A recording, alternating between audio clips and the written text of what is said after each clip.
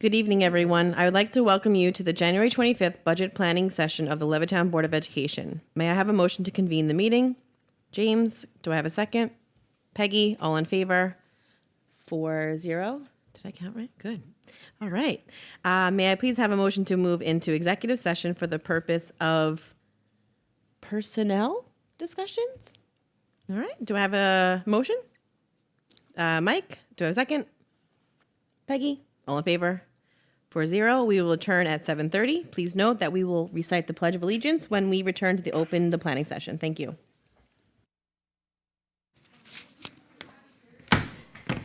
Good evening, everyone. I'd like to welcome you back to the January 25th budget planning session of the Levittown Board of Education. May I have a motion to reconvene the meeting?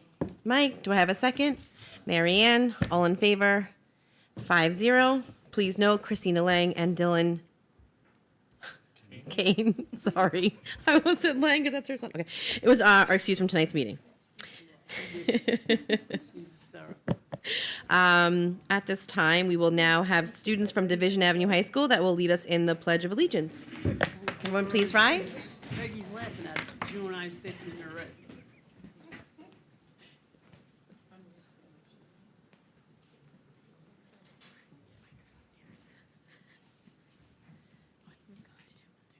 I pledge allegiance to the flag of the United States of America and to the republic for which it stands, one nation, under God, indivisible, with liberty and justice for all.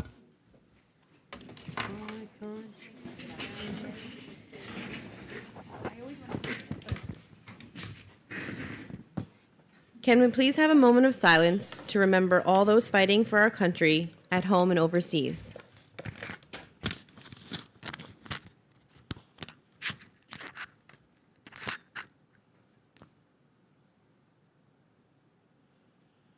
Thank you. I will now turn the meeting over to Mr. Winch. Thank you, Ms. Messina. So tonight we are thrilled to have with us, as you already know, students from Division Avenue High School, as well as staff from Division Avenue High School for an academic presentation tonight on the road to civic readiness. So I'm going to ask for the Board of Education to find their seats in the audience, and I'm going to invite up Principal of Division Avenue High School, Mr. John Kasha, who will take it from here. Mr. Burke, are you going to join us as well? Yeah, come on up, Mr. Burke, our Director of Social Studies and Family Consumer Science.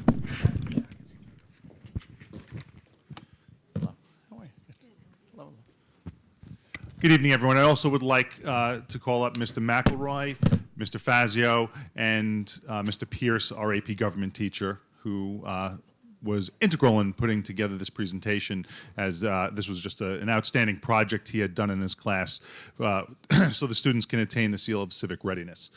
So it's a pleasure to be here tonight with this exceptional group of students who Mr. Pierce will introduce in a minute, and the exceptional staff that are at Division Avenue High School. Mr. Pierce especially, he embodies and the students embody, as well as the rest of the staff, what we're all about, which is really just preparing students for life after high school, and that they could be active participants in our democracy and active participants in society, and well-informed members of our society. So as a former social studies teacher, and especially AP Gov teacher, this project that they are going to show you tonight is near and dear to my heart, because they're going to explain to you how they're really ready to become an active member of our democracy, to ensure our democracy lasts a very long time. And I'm very proud of the hard work they've put together. So really, you know, Division Avenue and Levittown School District are taking an active role in having our students attain the seal of civic readiness, so that when they graduate and they go to college, they are demonstrating to the colleges that they are prepared to enter the 21st century and really know what our democracy is all about. So to further explain that, I'll pass this off to Mr. Burke. Thank you, Mr. Kasha. Thank you. Last year, New York State put into place the Seal of Civic Readiness. This past summer, Levittown's application for the seal was accepted by NYSED, and now our senior students can begin to earn points for the seal. Many of our 12th grade government and economic teachers have worked on creating high school civics projects that they plan on utilizing in their class in an effort to have their students earn points so that they can achieve the seal on this year's diploma. The seal consists of both an academic component and a participation component. Mr. Pierce designed a project in his AP Politics and Government and Politics class that allowed his students to achieve 1.5 points towards the seal. I'm going to turn the microphone over to Mr. Pierce, who will introduce his students, and the students will talk about the project.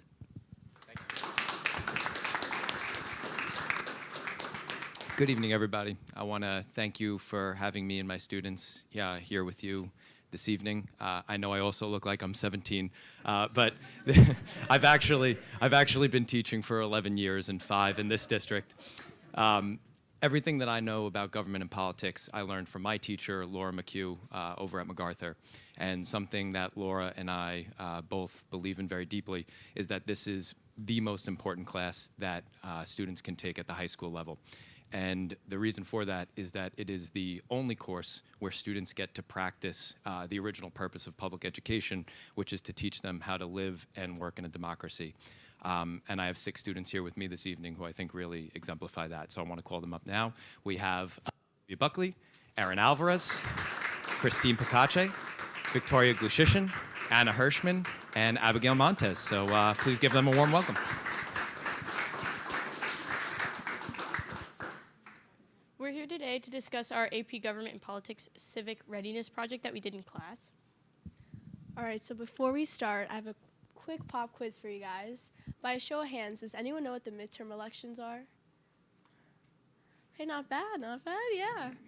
So before we start, I'm going to be talking about what we learned about in class about the midterms. The midterm elections are an election that occurs every 4 years, 2 years after the presidential election, and during this election, 435 representatives of the House and 1/3 of the Senate are voted for. So as you can see on this chart, we have the standard every 4-year presidential election, while every 2 years we have the midterm election. With this midterm election, we have 1/3 of the Senate and the whole House of Representatives up for re-election, and which was really cool. This year we got to see the midterm election unfold in class. Midterm trends that we often see throughout the course of the elections are the link to the presidential approval rates. So during this time, there's a decent correlation between the president of the House's approval rates and the seats lost by the party in the House. Almost all the time, the president's party loses seats during the midterm election. We also see the incumbency advantage, which is when the current House office holders in the House win again, which happens about 95% of the time, which is usually because of name recognition, more campaign financing, redistricting, and gerrymandering. So there's a couple of things that affect voter turnout for our midterm election and our presidential election. As you can see, the presidential election has 55% of voter turnout, while the midterm election is a little bit lower with 40%. There's a couple of things that affect that, like less media coverage. A president isn't being elected, so most people see the midterm elections as not as important. And then voter efficacy, which is the public's trust in our government, also affects voter turnout. As you can see in the little circle in the cycle, everything's connected, which all affects voter turnout in the midterm elections. So as Aaron mentioned, the midterm election races actually happened around the same time that we were learning about the midterms. So that gave us the opportunity to research the midterms on our own based on what we learned so far. And what we had to do in our midterm election presentation projects was, first of all, we had to pick a state. And then within that state, there's obviously 3 elections that are going on, the governor, House, and Senate races. And we could either choose to work with a partner or by ourselves, and we had to research all these aspects, such as the candidates, the demographics of the election district, the major issues that were dominating the campaigns of each candidate, as well as the status of the race. And that's all to ultimately create a prediction of what we thought was going to happen during the race.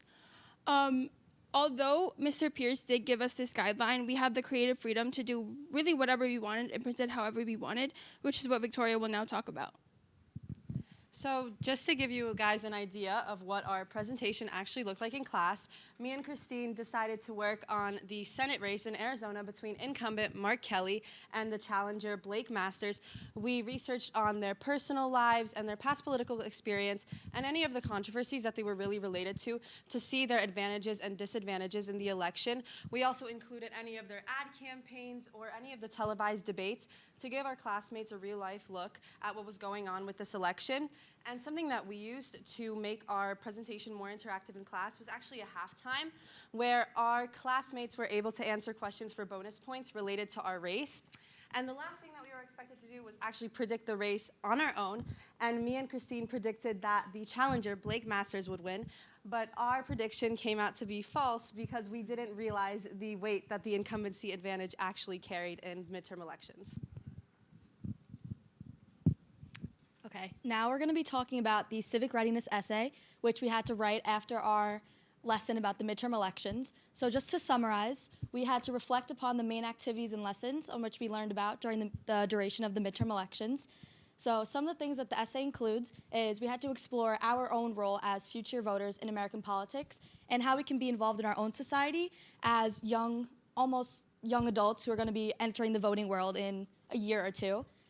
We also had to give an overview of our learning experience, which was basically just a well-developed essay about everything that we learned. And we also had to exemplify that the midterm elections are really crucial in amplifying the voice of citizens, basically saying that us as citizens need to be using our voice as voters and really going out and voting in these elections. So now we're each going to be going around giving examples from our own essays. So here's an example from my own essay, which really gave me the opportunity to look back on everything that I had learned, not only about my midterm election that I studied with Erin, but also about everything about the midterm elections and everything that it encompasses, which is really important to learn about as we go into the voting world. So in my own essay, I kind of worked around a topic that we already discussed, which was the lower voter turnout historically. I included that since 1972, the midterm elections have had a 17 times lower voter turnout than the presidential elections. And I talked about how this led me to believe that the midterms were of lesser importance than the actual elections, and how this unit in class was really crucial to my understanding of the weight that these midterm elections actually carry. So in my paper, I focused on mudslinging, which is a tactic used by politicians in order to gain an advantage against their opponent during their campaign. And in my research, I found that sometimes political attacks aren't really beneficial, as it can be a strike on one's campaign. So something I chose to include in my essay was the things that I failed to understand about the research process of our midterm election presentation. And I think that's important to emphasize because AP Government and Politics, the class, is a way to teach us students how to become civically ready. In my essay, I included what I think was one of the biggest takeaways from this project, which was taking the information we gained inside of the classroom walls and taking them out, because we're all almost of age or of age to vote, so we can use the information we learned and use it when we vote. In my paper, I focused about AP Government and Politics to class. Learning policies of government is really easy, but the politics part is a little bit more difficult. It's constantly changing, so I applied that to my essay, and I focused specifically on the Georgia race. So overall, why is teaching civic readiness important to teach in our classes? For starters, it makes students more aware about the politics that surround their everyday lives. Additionally, it would make youths more active and educated about the government even before they're eligible to vote. And lastly, it will increase voter turnout in both local and national elections. Thank you. And that concludes our presentation.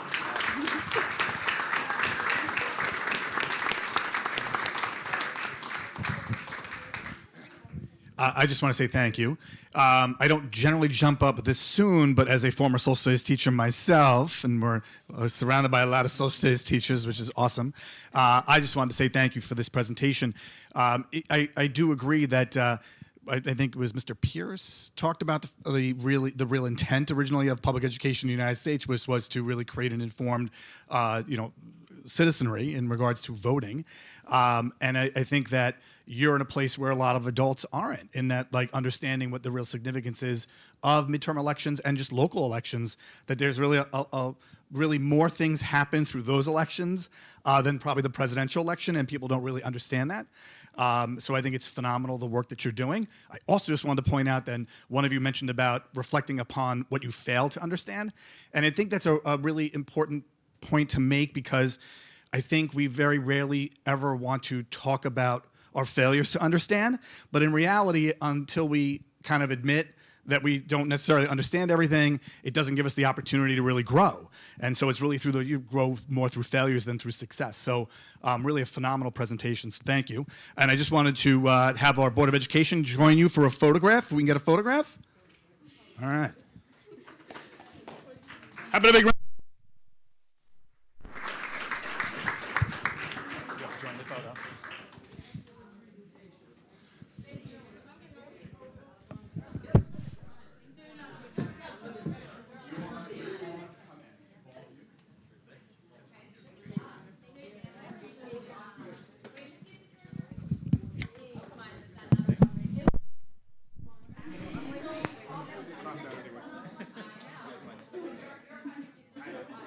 I wanted to record that. I don't know if somebody heard, but somebody just talked about a social studies class being wicked fun. And so, They are still 17. Wicked fun. Oh, there we go.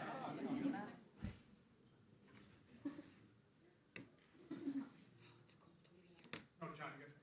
I'm gonna have my.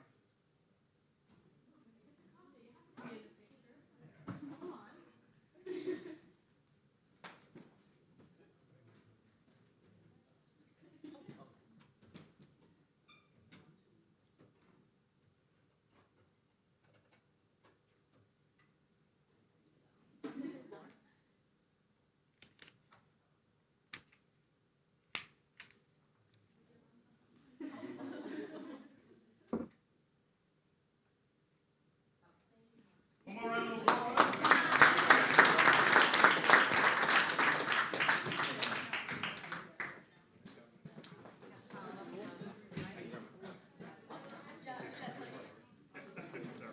Show this to my students. That was a great presentation. That was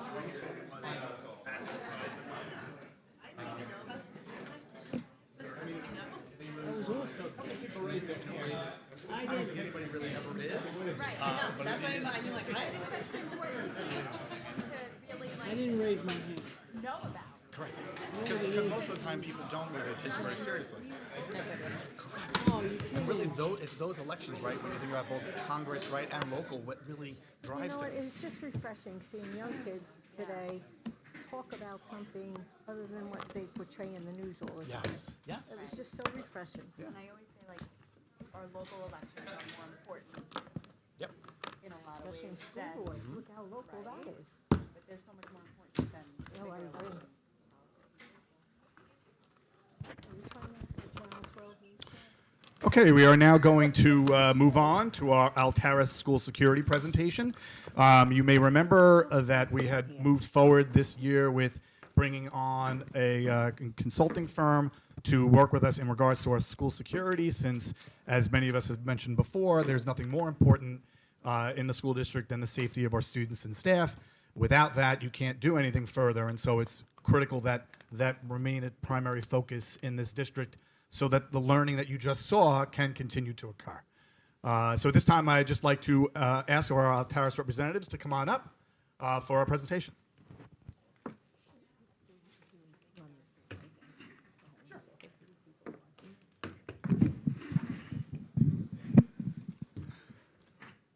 Good evening. My name is Tom Donahue, and I am a consultant with Altaris Consulting Group.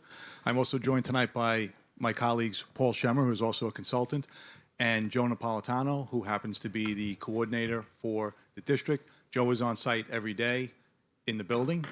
I also wanted to thank Superintendent and the board for giving me an opportunity to come in, talk a little bit about Altaris Consulting Group, who we are, and what we do.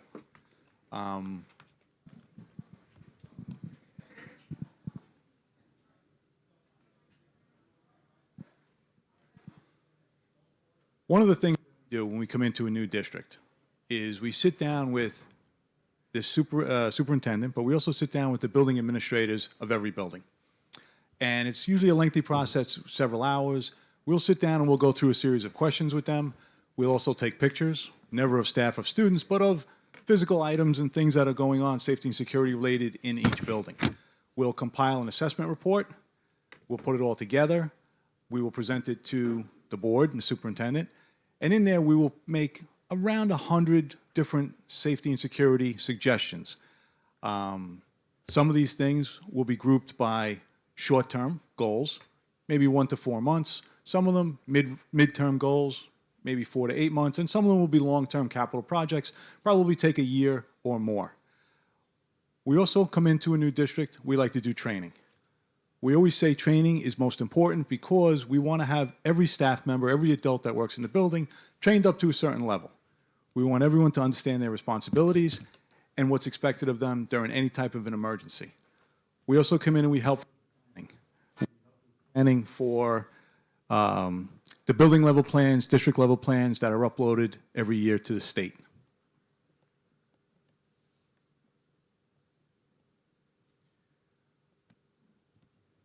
One of the things that we always stress whenever we come in is we like to do training right from the beginning is shell training. We'll start with shelter in place, hold in place, evacuation, lockout, lockdown. Again, it's language that the state uses. It's universal through every school in the state. We want every one of our employees to know exactly what's expected of them during an emergency. And typically this training is done once in the fall, and then again in the spring we might tackle another subject. It might be threat assessment, it might be parent reunification. Whatever each individual school wants to train on, we want to help them. Again, we want to get everyone trained up to a certain level so that during an emergency or a critical event, everyone knows exactly what they need to do. We are in 68 districts in 5 states. We are a consulting firm. We are open 24 hours a day, 7 days a week. We are always available. Anytime someone has a question, an issue, a concern, they can always reach out to us. There was always someone on call. And we try to get back to people immediately because we understand that that's important, especially when you're dealing with any type of an emergency.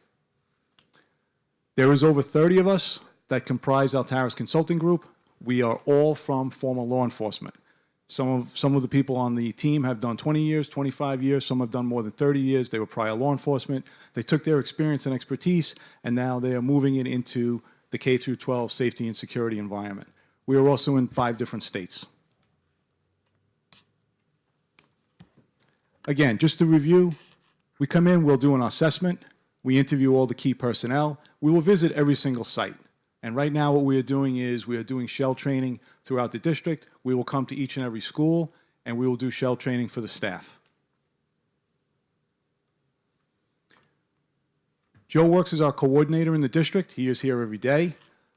He's responsible for the daily safety and security operations. He also attends the emergency team meetings. He evaluates the drills and makes sure that we are in compliance with all of our safety rules and regulations. Right now, our assessment is done, so the board is digesting our assessment. We're also going to go from there to see what priorities we're going to have next in terms of safety and security, what improvements we can make right away, what improvements, again, going to be mid-range and our long-term capital projects. Very shortly in the spring, we'll be looking at our emergency plans. We'll be making sure that our emergency plans are in compliance with the state, and we will be meeting those guidelines and deadlines for uploading the BEDS portal. We've already begun training, and we will continue training throughout the year. We also open it up to if there's any principal in the district that wants to do a tabletop exercise, or again, they want to be trained on a specific topic. We're always more than glad to come in and address those specific issues, building specific, as opposed to what we do with our more generalized training, which is like our shell training. Is there any questions? I just want to start off just by making a few comments.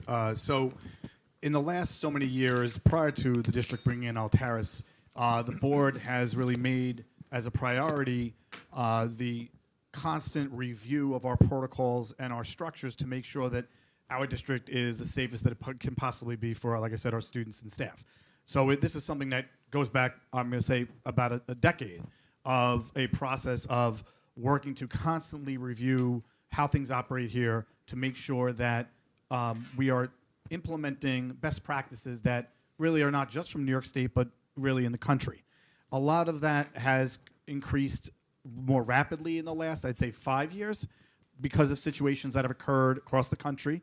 That includes things where the board has ensured funding for various different security enhancements that are very public, right? Like our security vestibules that are in every single building is a very public security measure that we have. It's not a secret. And that was something that the board prioritized at that time because of the value of that.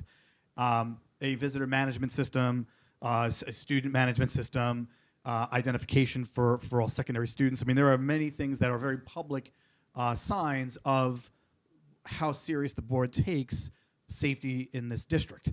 Some of the things obviously are not so public, right? Because there are certain things that we really can't release publicly about what our emergency plans are for particular buildings, and that's always done in order to secure our students and staff, because we don't want every single detail about our security plans to be public, because then that doesn't keep us safe, right?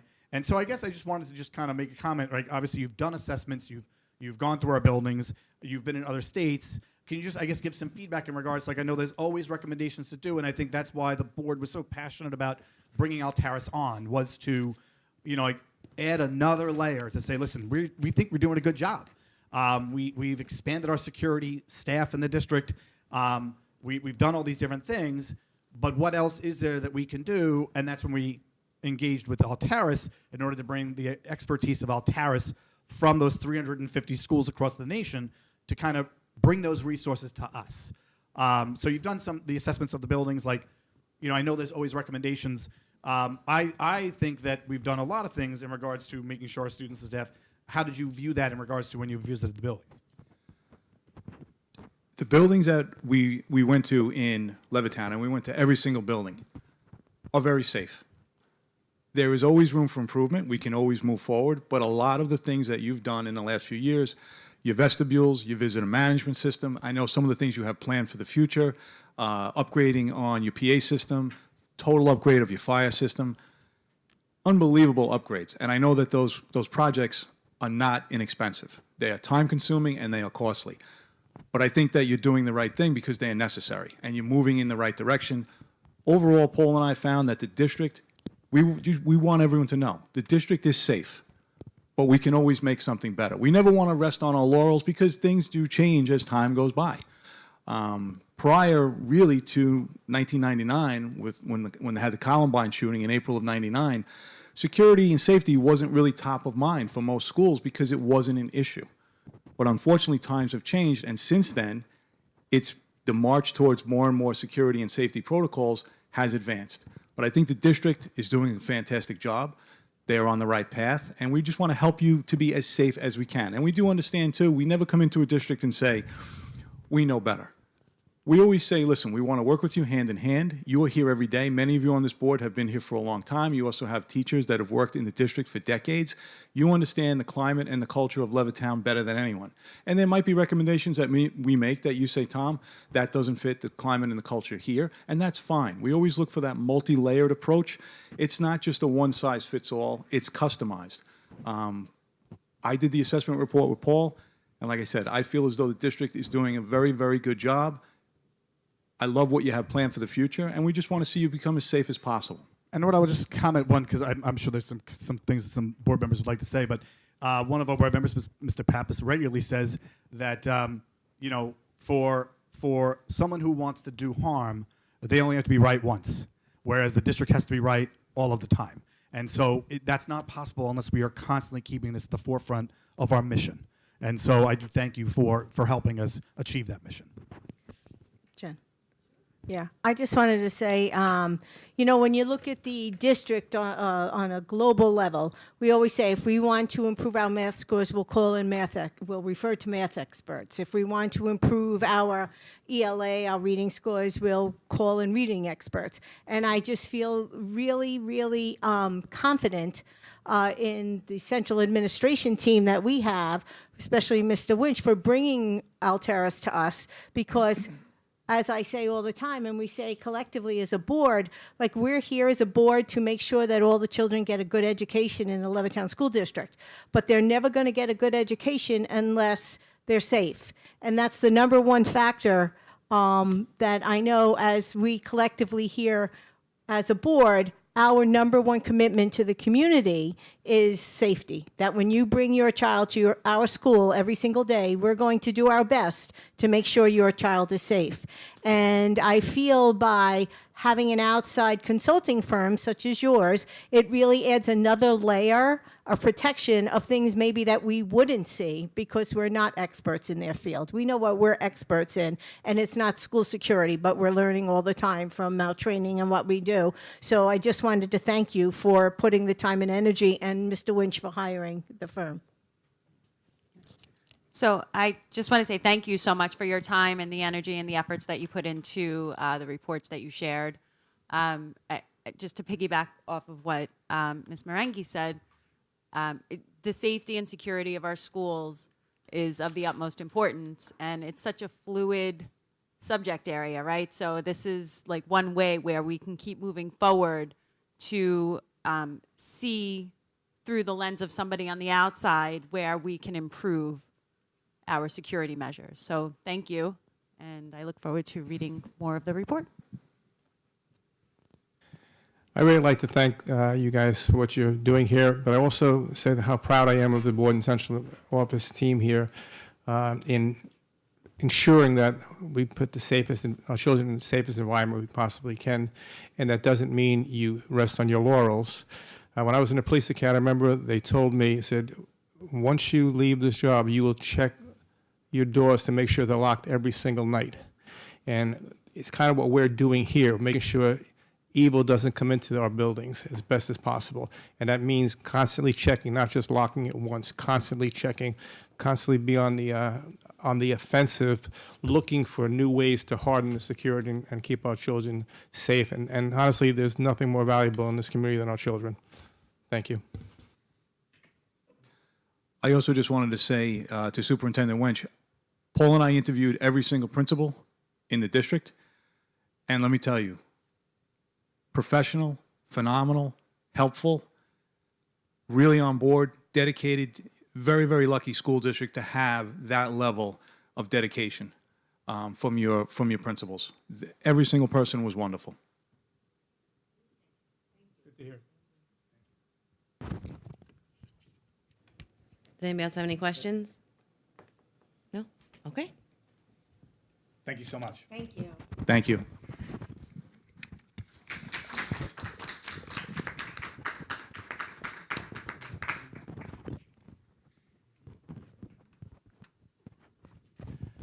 For those of you in the room here, we actually asked about an hour and a half worth of questions in executive session because it's obviously you can't divulge what you're doing and post it all over the world, otherwise the bad guy knows what you're doing.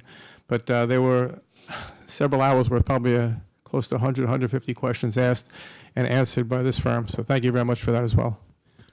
And just if anybody here has any questions, or even who's listening at home about district security, feel free to email me or anybody else on central office to ask your questions. So.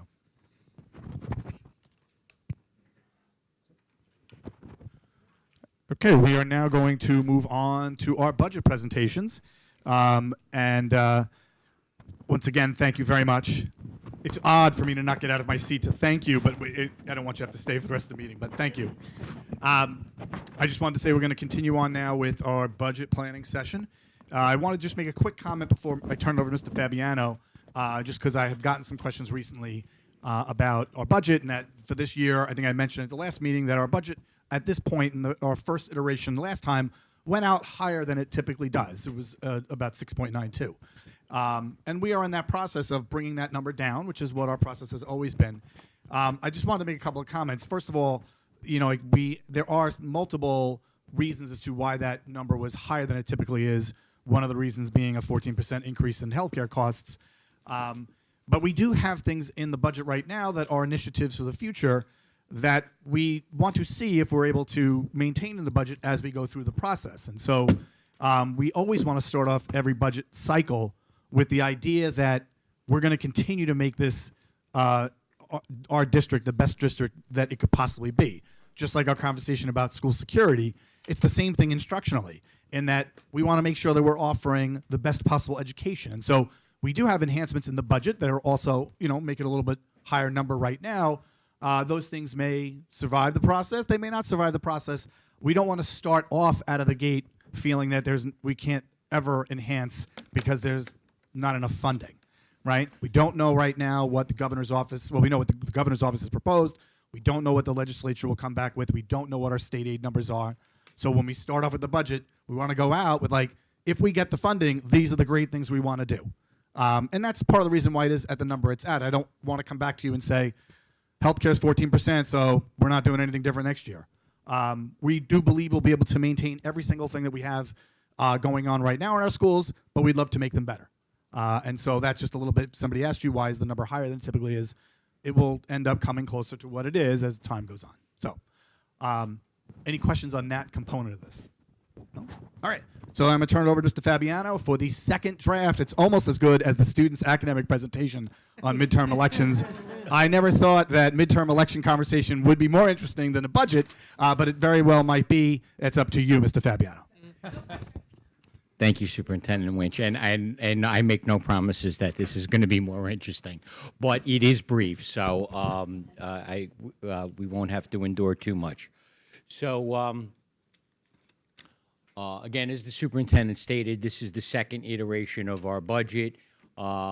We are meeting virtually every day to review the numbers and to review the proposals and to try to drain every efficiency that we possibly can. Always trying to incorporate the Board of Education goals. What if I stated it last time? I apologize, but to me, the budget is really the policy statement of the superintendent and the Board of Education. My job is to just count those resources to make sure that we're properly funding the goals that the superintendent and the board puts forward. So let's just quickly look at where we are in the budget calendar. We've been at this a couple of months now. It started back in November, and now we're here at January 25th. We're going to be talking a little bit about what has changed since the January 11th meeting, what is coming in at the end of this month, the state aid numbers, and we're going to talk a little bit more in depth about that in a minute. Then we have to, we'll be submitting our tax levy limit calculations. Those two components really drive the revenue side of the budget, which obviously is our constraint in preparing the appropriation. So we'll know within the next few weeks, we'll have a better focus on what we will be able to come in at the end of the process. And really a lot of just some technical things that need to be done in April.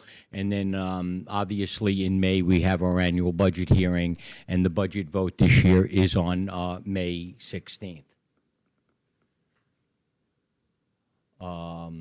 So the second draft of the budget increase is down by about a percentage point. It was at 692. We're at 599 right now, and obviously we know that that has to come down. It is extremely unlikely that our state aid and tax cap could support that, so that number will have to come down. We talked about some of these items last time. I'm sorry, is that not working? Experiencing technical difficulties.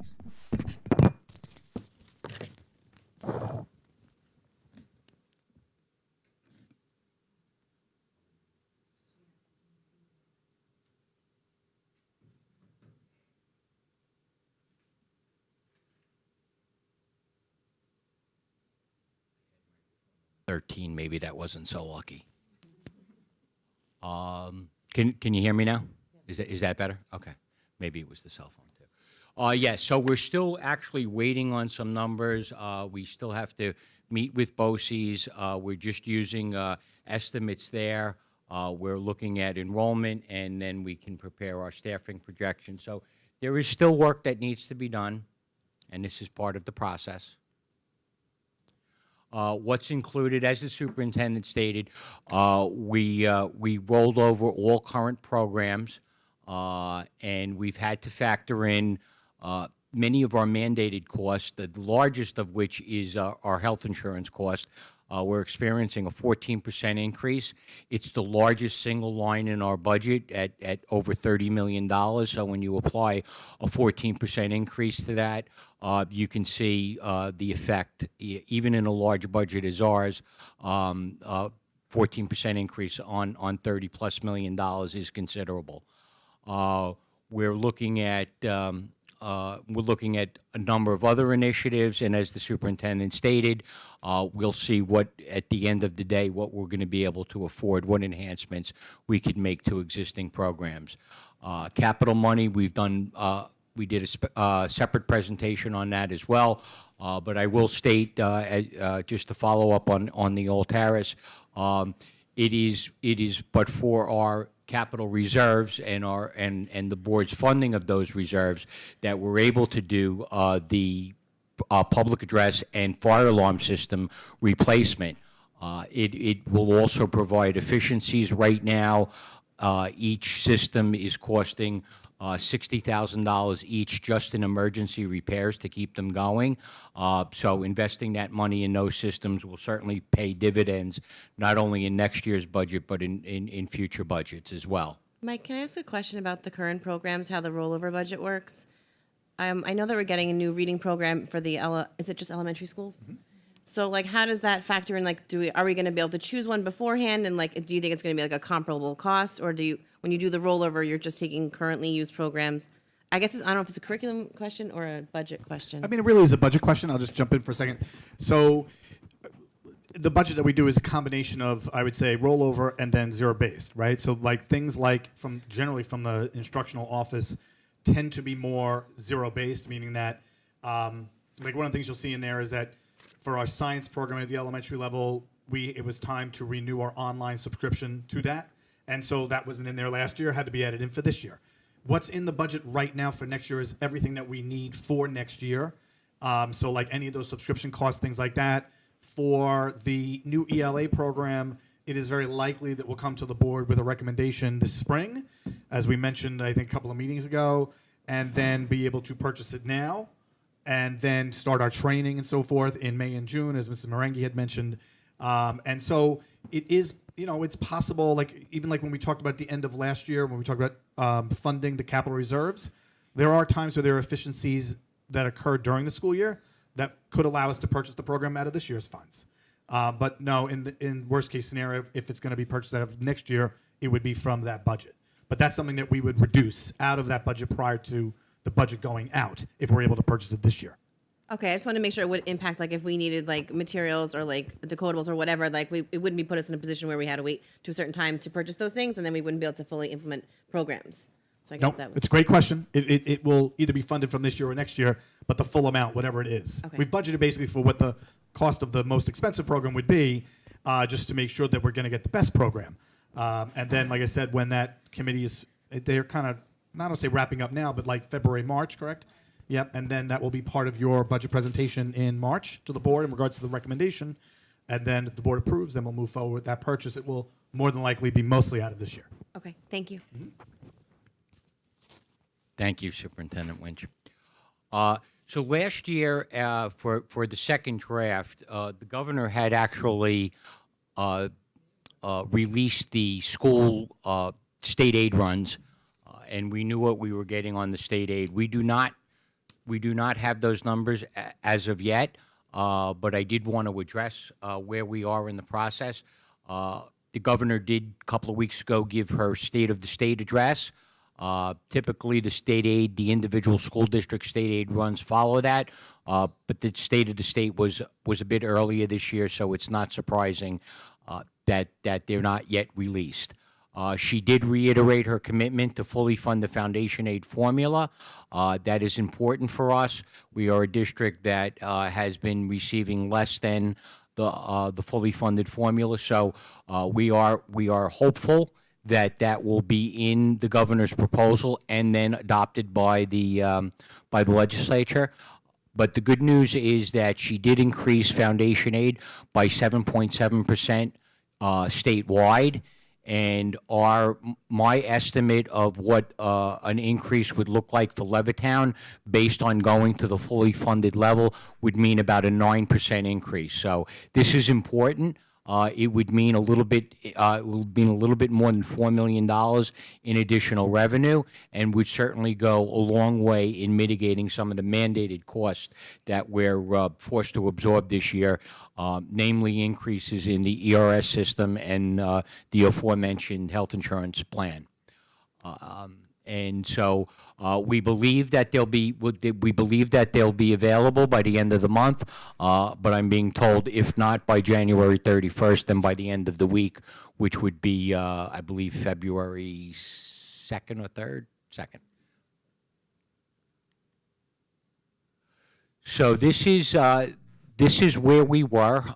Last year's budget was just slightly under $240 million. Our first draft with those mandated increases came in at $256 million, or a 6.92% increase.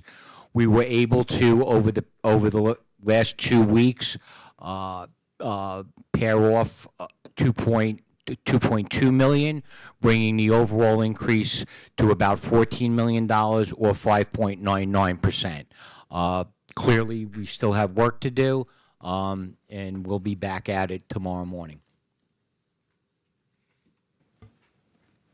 So again, that is just the summary numbers that was on the previous page, and like I said, hopefully that you agree that was brief. And that wraps up my presentation for tonight. Do we have any questions? Yeah, I do, Mike. Sure. Turn this on. Sorry. I have a couple of questions. There's installment purchase debt principal. You want me to give you the line item? The Sure. number? A9785.6000.0002, $1 million. And there's another one for 350 with the same code, instead of 6,000 to 7,000. And what are those for? Yeah, so that is for the, that would be the principal and interest payment on the approved energy performance contract phase 2. We anticipate that we will be borrowing that money within the calendar year 23, which will be part of next year's budget, but we cannot borrow that money until we get the building certificate from SED. So those plans are about to go up to the state, and if we get approved in time, we will have to borrow for that money. I believe that we'll have a 25% down payment for equipment that Johnson Controls will need to purchase. So we'll need that cash on hand. And those two amounts, $1 million and then $350,000, represent the first payments on the energy performance contract lease. And this is supposed to be a pretty much a free system. You have to pay back on the savings. So when do you expect to recoup? Yeah, so you know, we a couple of things. The payback comes in the form of obviously energy savings, and it also comes in the form of building aid. However, they're not perfectly aligned. So quite often in the first year, a district is forced to budget increased cost because the measures will not yet be in place to generate those energy savings. So you can imagine if Johnson Controls is just ordering the equipment in late 2023, by the time it comes in and they begin to install it, we're going to be well into the school year. So there won't really be budgetary savings, but those savings will go beyond when the bonds go. So there's a bit of a timing difference. We have to kind of absorb some costs first, but then we'll realize the savings. We're not losing any of the savings. So the we get about 62 cents on the dollar back on this over 18 years? Is that how it works? Again, depending on what part of the project is approved, but our flat building aid ratio is for non-vote. This is a non-voter approved project. It's 66%. For voter approved projects, it's 76%. So we're actually a little bit better than that. That's good news. Also, I got to tell you something. The budget, I know you see the 5.92. I know we'll get below that number, but there's 605 lines, and if I'm not mistaken, I have it written down somewhere. But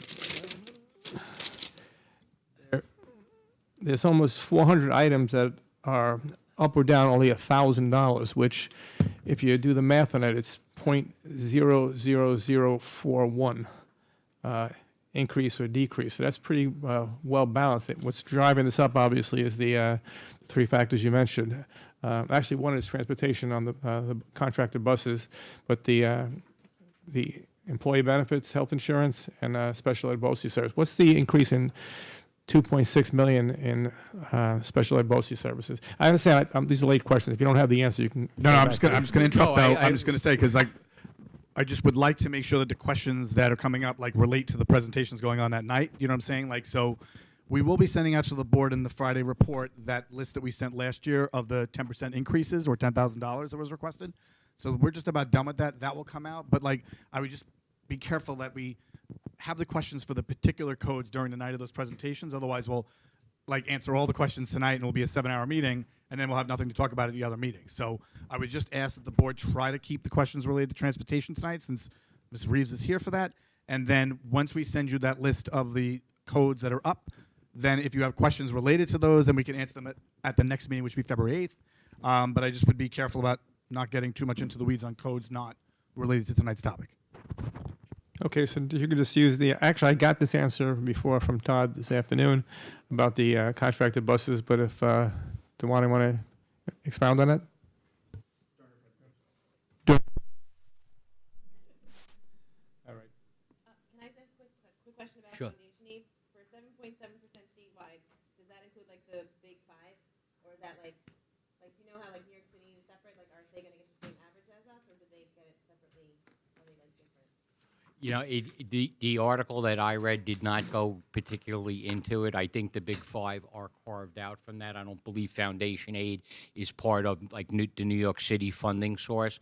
So I believe the answer is no. That's the other public school districts outside the big five. But I could confirm that.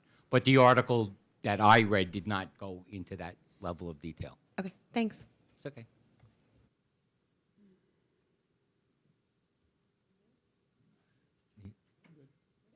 Great. Thank you, everyone. All right, we have as we did last meeting, we have a follow-up presentation this time with transportation. I'd like to ask Dewana Reeves to come up. Dewana is our transportation supervisor and has prepared this PowerPoint presentation for you tonight. Hey. Check, 1, 2.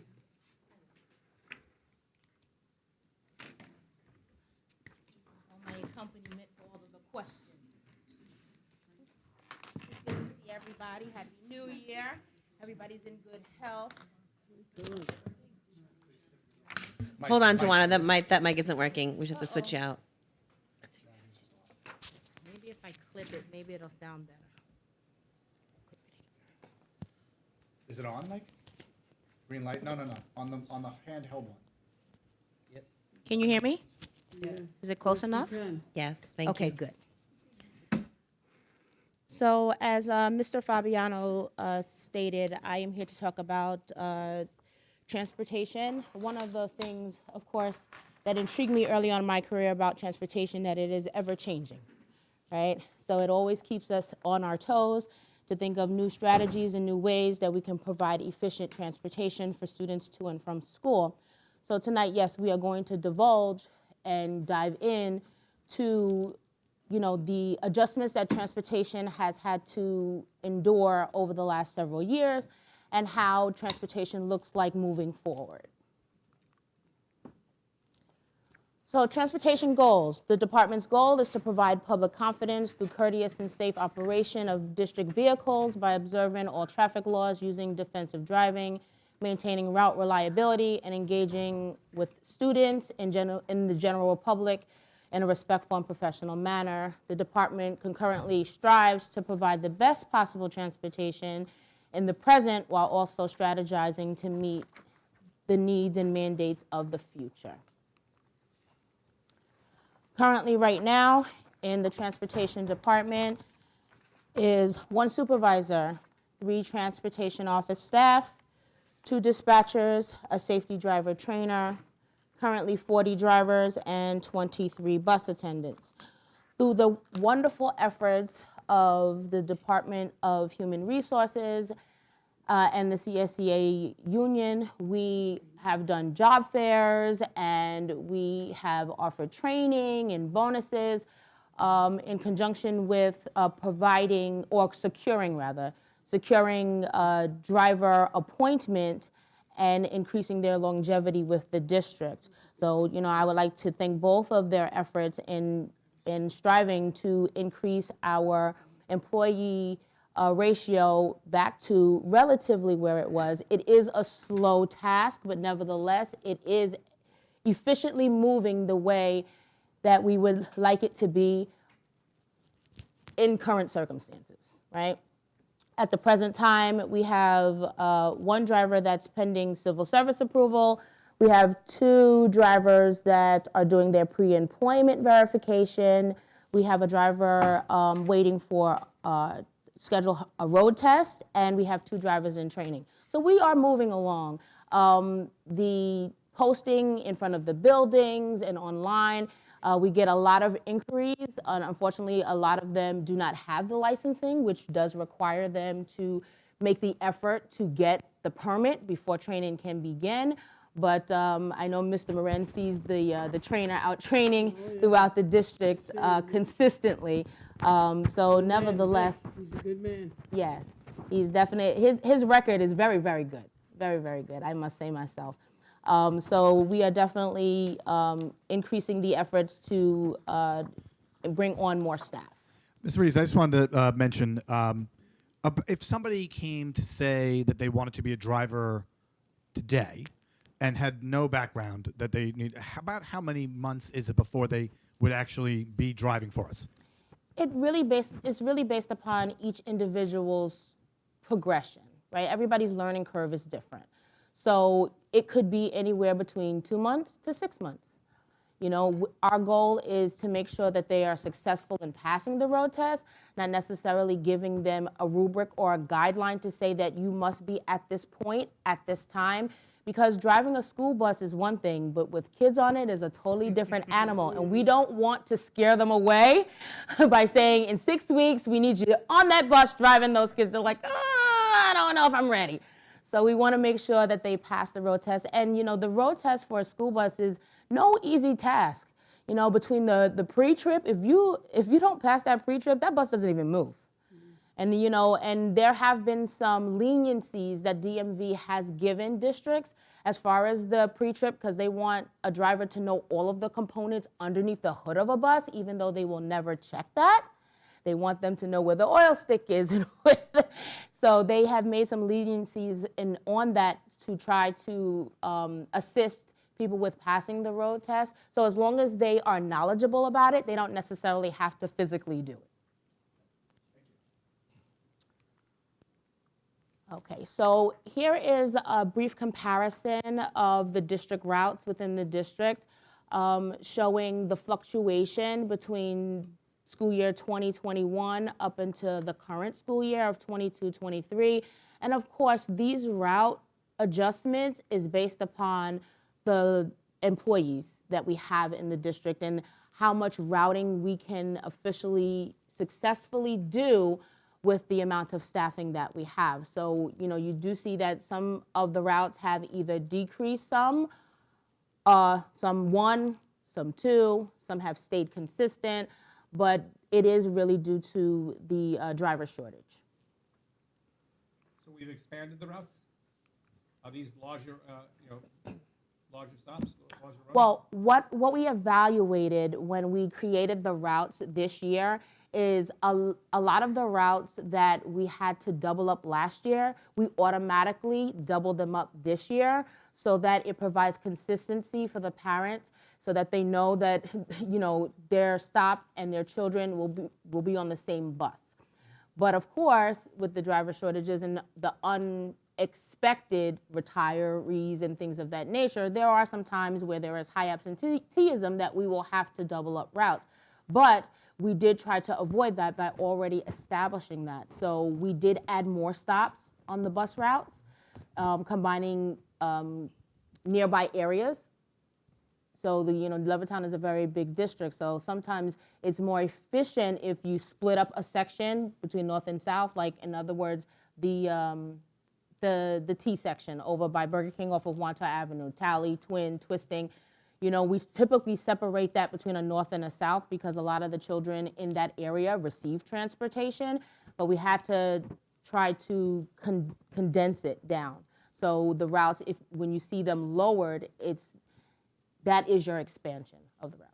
And just as a comment on that, because it was, I think, a really good idea, because especially in the beginning of the year, we didn't have to make any transportation changes, like buses weren't being doubled up. It really wasn't until the fall, later fall, early winter, where you had illnesses and things like that are just seasonal in nature, was leading to more absenteeism, where then that had to happen. So when you developed the routes at the beginning of the year, they really worked out very well with the number of drivers that we had. The problem is there's no cushion in regards to, like, you know, it's not enough cushion that if you're going to have 5 or 6 drivers out because they're sick, then you have to double up. But it really did start off, yes, they were longer routes with more kids, always within, you know, regulations and stuff, but just better so that, like you said, it's much easier for parents if the bus is as regular as possible. Right. And when you double them up at 6 a.m. in the morning, you know what I mean? That creates a little bit of an unexpected twist for parents.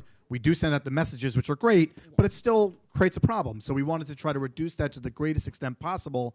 It's just unfortunately not impossible you can't avoid, you know, having out larger numbers of people in the winter when the flu strikes or you know, other illnesses that we shall not mention. You know, that's a problem then. Yes. Outside vendors, i.e. bus companies, to transport those students. And, you know, the cost of those buses can range anywhere between $6,000 to $10,000. So we have 3 vans, that's the cost. It's more efficient to get a full bus than it is to pay per pupil. So that is also evaluated. So even though the cost is high, it's still the most efficient way of supplying the transportation. So this question is actually to Mike. So the $500,000, is that still 66% A bracket, so it'd be $330,000? Could you repeat that? I'm sorry. The $500,000 increase, does that fall under the 66% reimbursement?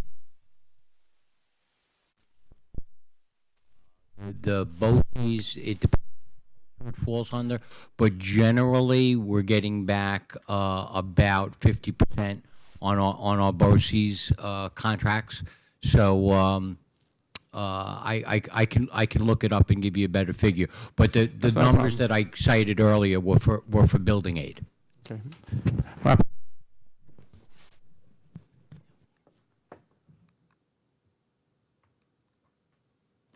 That comes back as revenue next year, I'm sorry, not over 18 years like building aid, right? The following year, yes, you're correct. I